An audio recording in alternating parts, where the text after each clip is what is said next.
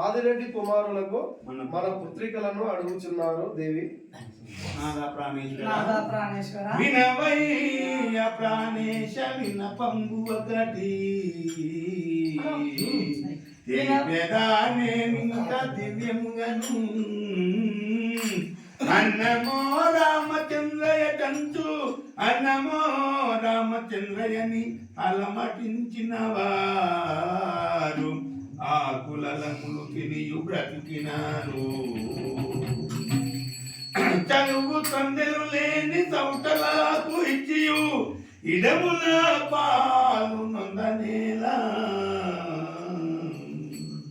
శాస్త్ర సమ్మతులైన సర్వజ్ఞానులను చూచి ఇచ్చి సొంపు మీద లగ్నం చేతమయ్యా. నాద ప్రాణేశ్వర చింత చేయకుంపు ప్రాణేశ విమల చరిత తగదు తగదయ్య పుత్రికను వారికి ఇవ్వవలదు. సర్వ సంపన్నులను వేరే చూడవయ్యా చూచి లగ్నము సొంపుగా చేతమయ్యా. నాదా కూటి గుడ్డకు లేక అన్నమో రామచంద్రయ్య